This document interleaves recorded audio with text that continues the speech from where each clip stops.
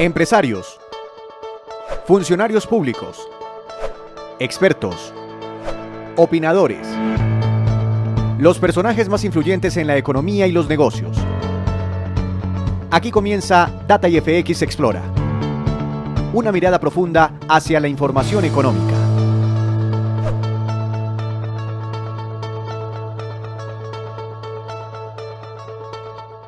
Bienvenidos a este nuevo espacio de Data IFX Explora. Estamos en una temporada donde las empresas listadas en la bolsa colombiana están dando a conocer sus resultados financieros. Por eso hoy estamos con Ricardo Jaramillo, vicepresidente financiero y de negocios de Grupo Sura, que es un emisor que publicó recientemente sus resultados del segundo semestre del año. Bienvenido, doctor Jaramillo. Buenas tardes, Andrés, ¿cómo estás? Un saludo para ti y para todos los que vayan a tener acceso a este video. Bueno, doctor Jaramillo, cuéntenos cómo les fue a ustedes en el segundo trimestre de este año. Pues mira, afortunadamente los negocios, Andrés, van marchando muy bien en este primer semestre, tanto en el primer trimestre como en el segundo trimestre. Estamos terminando un semestre primero del 2022 con cifras récord en términos de los ingresos consolidados de la compañía y en términos de la utilidad de la compañía. Alcanzamos en el segundo trimestre cerca de 7.5 billones de ingresos consolidados. Esto nos lleva a una totalidad de 14.4 billones de ingresos, con un crecimiento del 24%. Y muy relevante, una cifra de 2.8 billones de nuevos ingresos. Esto es bastante importante en la medida que toda esta huella de negocio que tenemos en diferentes países, en los 10 países de la región, todos los días la vemos más consolidada con un crecimiento orgánico de los negocios muy potente. Eso, digamos, desde el punto de vista de los ingresos. Desde el punto de vista de la utilidad, la compañía alcanzó una utilidad neta en el primer semestre de 1.044 billones de pesos. Es tal vez la utilidad neta más alta que ha tenido la compañía en 6 meses. Y esto pues nos da mucha esperanza de que vamos a terminar un año 2022 con muy buenas cifras. Doctor Jaramillo, ¿y por qué esa utilidad histórica para este semestre? A ver, tú sabes, Andrés, que el portafolio de Grupo Sura es un portafolio de varias compañías. Nosotros tenemos principalmente 5 grandes inversiones, que son pues el negocio asegurador en Suramericana, Sura Asset Management, el negocio de pensiones, Bancolombia, Grupo Argos y Grupo Nutresa. Y en este año en particular estamos teniendo una recuperación muy importante de Suramericana, que venía de 5 trimestres muy afectada por la pandemia, y estamos teniendo entonces unos buenos resultados de Suramericana. Estamos teniendo particularmente unos muy buenos resultados también de Bancolombia, que pues también Bancolombia está listado y dio la información al mercado, está teniendo pues un año récord en términos de utilidades. Eso entonces nosotros lo traemos por método de participación, que es la forma como contabilizamos, y ha sido muy positivo, lo mismo que Nutresa y Grupo Argos, con unos muy buenos crecimientos. Tal vez la única que ha tenido más dificultades es Sura Asset Management, que la parte, digamos, operativa del negocio de pensiones está funcionando bien, pero ha tenido algunos impactos por la volatilidad en los mercados de capitales. Pero entonces yo te diría que es básicamente ese portafolio diversificado con presencia en toda la región que está dándonos los frutos de bastantes años de trabajo concentrados en ese crecimiento orgánico, en muchas eficiencias, en los modelos operativos del negocio y en ir ajustando lo que hemos venido diciéndole al mercado de incrementar la rentabilidad de nuestras compañías. Sí, precisamente sobre el tema de las inversiones, ¿cómo van en términos de inversiones para este año? ¿Cuánto se plantearon y cuánto de eso ya han ejecutado? Pues mira, es importante tener en cuenta, eso es lo que me preguntas, es inversiones desde el punto de vista nuestro, no tanto que tengamos inversiones, porque acuérdate que en el negocio asegurador ahí se manejan las reservas y esas reservas están invertidas en una cantidad de títulos que están teniendo un buen retorno por la situación de tasas de interés e inflación. También están Sí, las señor. inversiones del negocio de Sura Asset Management, que es, digamos, el capital de trabajo para mantener el negocio. Pero tal vez me preguntas es como de esas inversiones que hemos venido haciendo en términos de tecnología, de desatrase de algunos gastos operativos que traíamos en los años pasados, que por la pandemia habíamos estado pues muy quietos controlando el gasto ante la incertidumbre. Entonces lo que te diría ahí es que en términos de inversiones vamos bien, esas se hacen más desde las compañías, desde Suramericana, sus filiales, Sura M, sus filiales o inclusive pues el banco. Desde Grupo Sura estamos más quietos. Grupo Sura, lo que hemos tenido es que los usos que tenemos de caja excedentaria lo estamos enfocando como hemos venido diciendo al mercado, en disminuir el nivel de deuda que tenemos y también en un dividendo importante a nuestros accionistas que tuvo pues en la asamblea de marzo un incremento significativo. Entonces te diría que las inversiones de los diferentes negocios en tecnología, en modificación de los modelos operativos, en ampliación de capacidades, están marchando en línea con el presupuesto de cada una de las filiales. Sí, en ese término de ideas, digamos, cada una de las empresas del grupo va cumpliendo con lo presupuestado para este año. Como te decía, Suramericana va muy bien. Digamos que entre ellas se compensan. Sura Asset Management ha estado, como te decía, también por debajo en términos de lo que nosotros llamamos el encaje, que es el retorno de las inversiones que tiene la compañía como capital de trabajo para manejar los fondos de pensiones. Ha estado más afectada, también afectada algo por diferencia en cambio.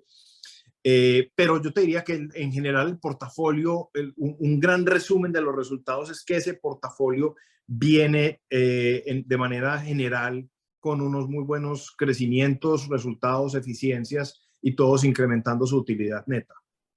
Sí, últimamente hemos visto el precio del dólar en niveles prácticamente estuvieron históricos. ¿Cómo ha impactado esto, digamos, los resultados de la compañía? Porque sabemos que tienen presencia a través de diversos negocios en diferentes partes de la región. Sí, Andrés, eso es un muy buen punto porque aquí hay que tener en cuenta prácticamente como 10 diferentes países, inclusive algunas de nuestras inversiones tienen en más de esos 10 países y hay que tener en cuenta cómo viene de ese país al dólar y después del dólar al peso colombiano.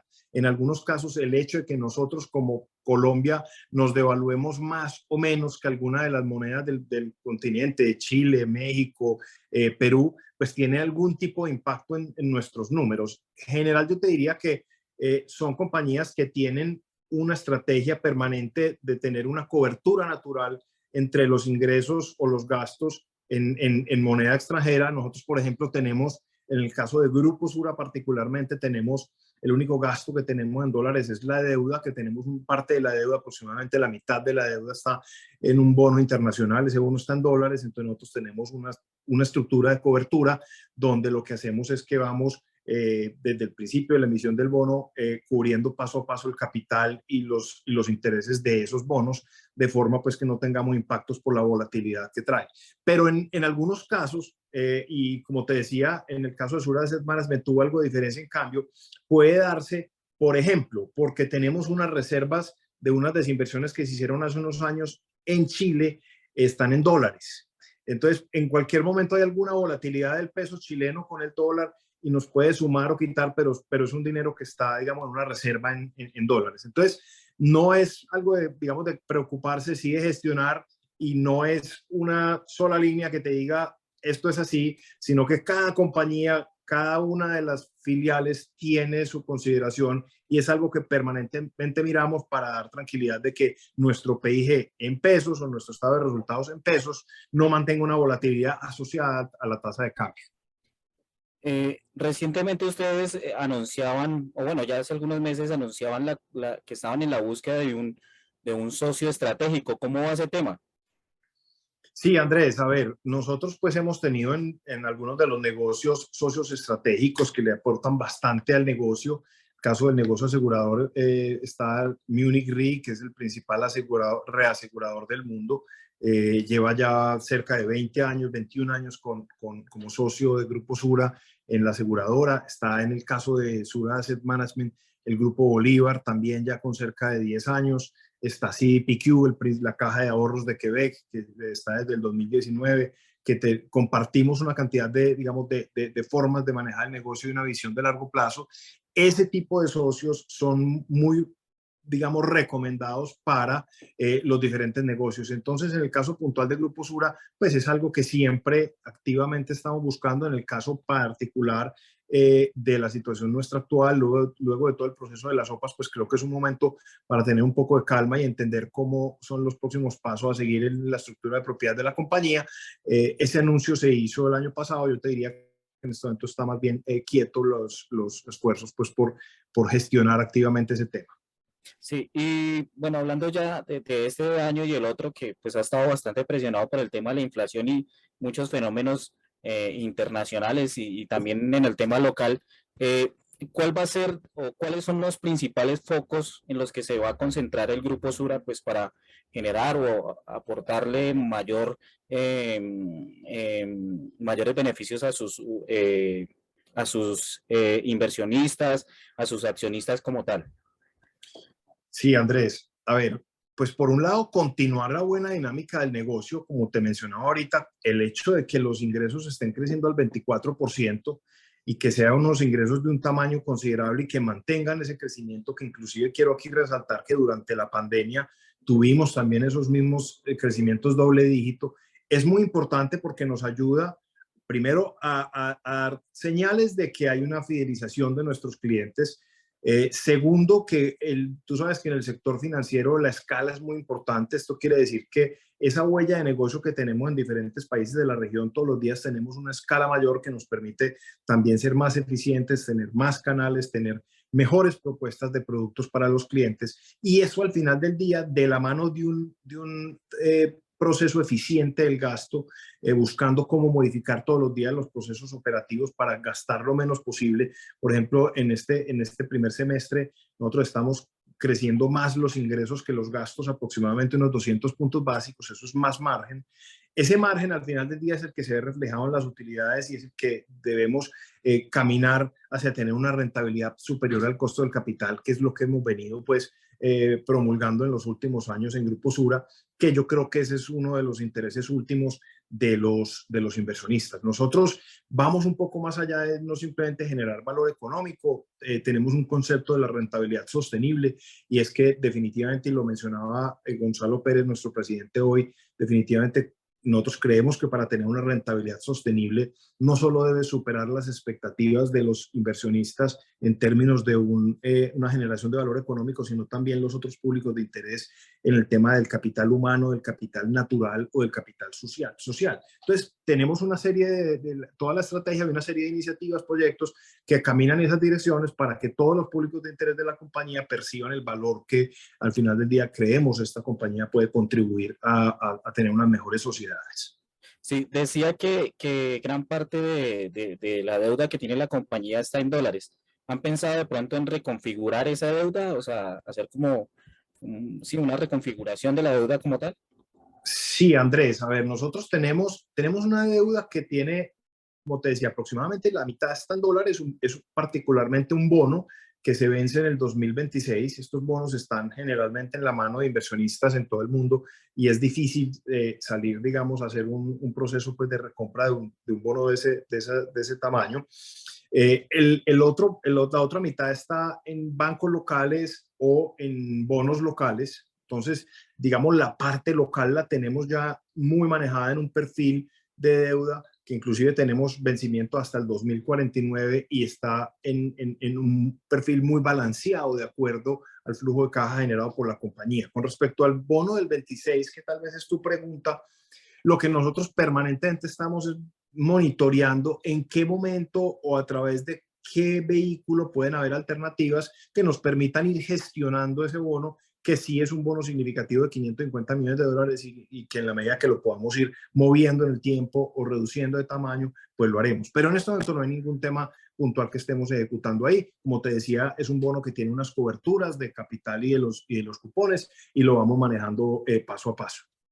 Es un Sí, bono muy señor. importante señalar, es un bono que está a tasa fija.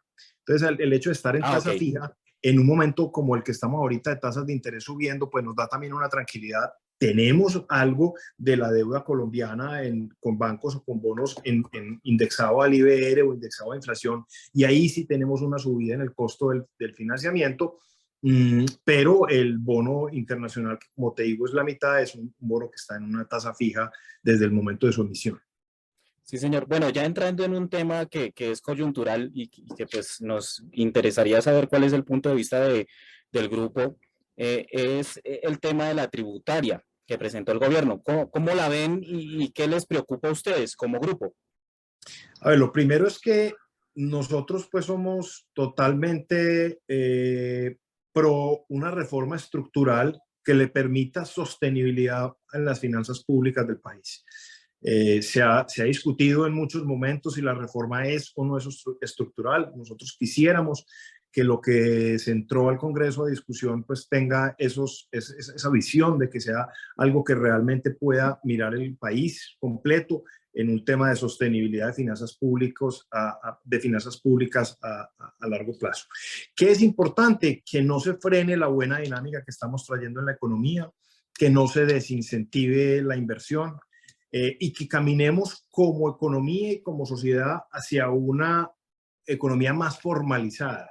Gran parte de los problemas que tenemos, digamos, en algunos de nuestros negocios, en pensiones, en salud, en los negocios de la seguridad social, es un nivel de informalidad muy alto.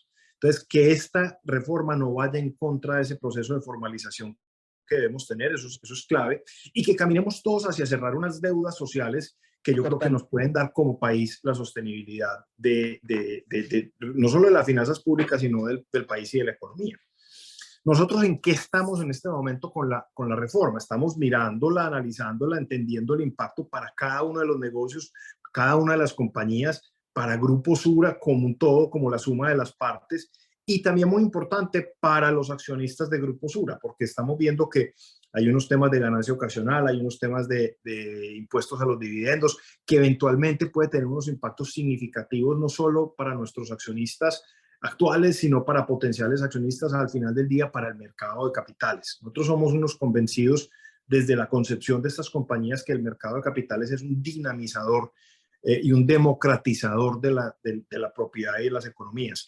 Entonces tenemos que trabajar, y como te decía hace un segundo, en que la economía se incentive la inversión, y parte es que no se afecte el mercado de capitales. Ahí yo creo que debemos tener todos, repito, pues una mirada particular. Estamos viendo exactamente cómo evoluciona. Tú sabes que en este momento pues está en discusión del Congreso, no hay artículos o definiciones últimas, entonces pues somos un poquito cautelosos en decir cuáles pueden ser los impactos.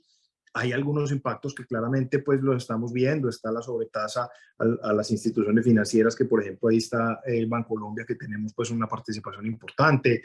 Está un tema también de pensiones que puede afectar las pensiones. Está un tema en seguros de vida que puede tener algún impacto. Pero repito, estamos mirándolo paso a paso para no sacar conclusiones, más bien esperar cómo el Congreso termina pues de analizar eso. Ojalá, como te decía inicialmente, con esos atributos de que sea estructural, que sea sostenible, que no desincentive la inversión y que el país no se frene, aun cuando somos conscientes que esos recursos pues se están necesitando hoy en día. Sí, y precisamente de todos esos artículos que están dentro de la reforma tributaria, ¿cuál de todos les genera como más preocupación? Sé que los acabo de mencionar, el tema de pensiones, el tema de impuestos, más impuestos para los dividendos, que perjudica obviamente o tiene un impacto sobre el mercado de capitales, y que de esos, ¿cuál es el que más les preocupa a ustedes como grupo?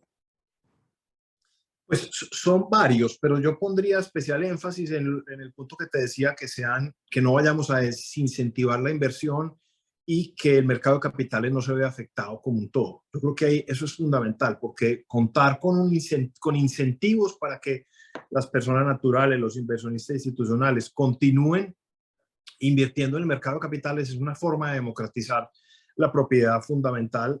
Creo que ahí hay unos retos con los niveles de dividendos que se están poniendo, de impuestos a los dividendos que se están poniendo, particularmente en los negocios. Tendríamos que entrar pues como uno a uno a mirar el impacto. Yo te diría que más es general, de no desincentivar la inversión. Sí, señor. Bueno, en el tema de pensiones, eh, lo que ustedes están viendo de la reforma tributaria es algo que podría desestimular el ahorro de las pensiones voluntarias, así como está Sí, actualmente? sí, ahí puede haber algo, particularmente como se están reduciendo tanto los posibles montos a deducir por las personas naturales van a tener menos incentivos en ese ahorro en pensiones voluntarias y ahí puede haber algo de impacto. Sí, bueno, y en términos generales ya han hecho como la cuenta de más o menos de cuánto podría ser el impacto de la reforma tributaria sobre todas las empresas en las que tiene el grupo participación, o es algo que están No, ultimando. estamos construyendo. Todavía, Andrés, no te podría dar una cifra ahí. Estamos construyendo porque pues, te imaginarás que tiene impacto por todos los temas. Entonces, una cosa es industria y comercio, otra cosa pues es renta, otra cosa es inclusive los públicos de interés detrás de las compañías. Porque aquí lo que tenemos que mirar es como país y como, digamos, Ministerio de Hacienda, la complejidad completa, pues, o sea, cualquier cosita que tú muevas en este punto puede tener unas implicaciones en los otros. Entonces, estamos queriendo mirar como todo ese mapa completo de posibles relaciones y correlaciones y entender si hay un ajuste en esta tarifa, qué podría tener en términos, por ejemplo, del crecimiento de nuestros ingresos en el negocio de seguros de vida, cosas de ese estilo, pero todavía no tenemos cifras, pues tenemos cifras puntuales, pero no quisiera pues darte una cifra de todo el portafolio y la suma de partes de cada una de las inversiones. Sí, el ministro de Hacienda recientemente, bueno, en las declaraciones que ha dado en diferentes medios de comunicación, ha dicho que no se mueve de los 25 billones de pesos, que si le van a hacer propuestas para quitar algún impuesto o algo, pues tendrían que revisar la forma de compensarlo o incluso poder hacer propuestas para que se recaude más. En ese término de ideas, ¿ustedes qué creen que se debería reemplazar y por qué se debería reemplazar? Por ejemplo, no sé, algún impuesto que se debería eliminar y alguna propuesta que tengan ustedes para poder compensarlo. A ver, no tenemos en este momento, no hemos tenido conversaciones todavía pues con el ministerio alrededor del tema. Nosotros normalmente, y esto es un poco como la historia de la compañía, confiamos en el conocimiento de los detalles de los negocios, entonces cualquier argumentación más allá de simplemente decir, bájenos esto, pónganos esto, es que, como te decía ahorita, que como economía entendamos las implicaciones que puede tener para no frenar la economía, para no frenar la inversión en alguna decisión que se tome. Somos conscientes que si hay que pagar más impuestos, será algo que pues, ojalá que sea lo más repartido posible. Tal vez yo lo que yo te diría es cómo garantizamos que aumentamos el proceso de la formalización de la economía. Porque en la medida que haya más gente en esa base tributaria, y esto ya está diagnosticado de años atrás, que haya más gente en esa base tributaria, pues se puede tener una carga tributaria mucho más distribuida. En la medida que sean menos personas o menos empresas las que están pagando el impuesto, le queda más difícil para que sea una solución estructural. No tenemos como la varita mágica, la fórmula para decirte, Sí, saque señor. esto, ponga esto, porque es que todo hay que mirarse en el contexto, como te decía ahorita, del tema de la complejidad, pero definitivamente estamos totalmente listos y prestos para discutir los impactos, al menos en lo que nosotros creamos que nos puede afectar en algunas de las industrias en las que participamos. Más allá de que nos afecte, es cómo garantizamos que la economía como un todo no se vea afectada y las personas al final del día como los públicos de interés. Sí, bueno, ya hablamos de los puntos que de pronto les generan cierto grado de preocupación, pero de esta reforma, ¿qué están viendo que les gusta? Eh, A ver, creo que es una decisión del gobierno muy clara y el primer día poner la reforma, yo creo que este país necesita reformas, no solo tributarias, sino una serie de reformas y creo que hay un punto que hay que abonarle al nuevo gobierno y es la decisión en emprender algo que no es muy político, es iniciar con una reforma tributaria. Creo que ahí hay una conciencia importante. Creo que el ministro también ha mandado ese mensaje de rigurosidad en términos digamos, de la forma en cómo se discute el tema con los diferentes interesados, con el Congreso, etcétera. Creo que ahí hay algo que se abona. te decía ahorita, me preocupa que esté muy concentrado en los que hasta ahora han pagado o hemos pagado impuestos y que no se tenga muy claro ese proceso como de distribuir un poco más la carga. Creo que ahí hay un tema que se debe mirar. Y lo otro Sí. es que también hay una cantidad de exenciones que cuando son porque se incentivaron algunas inversiones, pero cuando no son, pues no son. Sí, porque, por ejemplo, el gobierno de Gustavo Petro ha dicho que esa reforma no le va a pegar tan dura a las empresas, pero pues con base en lo que dijeron recientemente en la Andi, el impacto sí sería importante. Sí, cuando uno suma todos los posibles impactos es considerable. Dependiendo de cada industria será distinto, pero sí puede haber un impacto importante. Y más allá de eso, para las personas naturales que paguen impuestos, su capacidad de consumo, su capacidad de ahorro va a afectarse. Pues te digo que clave es la formalización para poder tener una base de mayores impuestos. Esto no va en contra de una distribución de la riqueza más equitativa, no va en contra, pero sí que la carga que tenga como país sea distribuida en más gente. Sí, señor. Doctor Jaramillo, y ya para finalizar, ¿cuáles son las proyecciones que tienen en términos financieros para este año? ¿Cómo lo esperan cerrar? ¿Cuáles son sus apuestas? Pues sí, Andrés, nosotros, a ver, en este momento llevamos una utilidad, para hablar de primero de la utilidad, una utilidad 12 meses atrás cerca a 1.8 billones de pesos. Eso es una cifra bastante importante para nosotros porque te diría que es un récord histórico que hemos tenido. Lo que hemos venido viendo es que los negocios, como te decía ahorita, han traído una buena atracción y una recuperación. Los que estaban más colgaditos después de la pandemia han tenido una buena recuperación. Entonces esperamos en estos 4 meses que nos faltan que continúe esa atracción. Si eso se da, nosotros podríamos estar terminando un segundo semestre con unas cifras muy similares a las del primer semestre. Eso está por encima de las expectativas iniciales. Llegar a tocar el 2 en la utilidad está por encima claramente de nuestro presupuesto, pero hay que soñar y en la medida que continuemos como vamos, de pronto somos capaces de llegar a ese número. Yo te diría que una cifra entre lo que estamos en este momento, 1.182, es una cifra que debería estar predecible para el final del año. Bueno, doctor Jaramillo, ¿algún apunte adicional que quiera hacer, digamos, sobre los resultados, sobre la empresa, sobre los negocios donde tiene participación, nuevas movidas del Grupo Sur? No, Ya para Andrés, finalizar. agradecerte a ti y a todos los que, repito, vayan a ver este video, agradecerles la confianza con la compañía.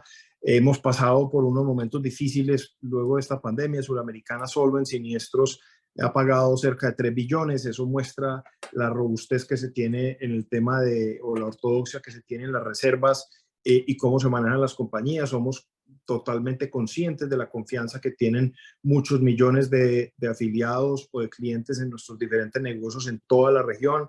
Entonces es agradecer esa confianza y remunerar también a nuestros accionistas con unos buenos resultados. Esperemos que eso continúe así.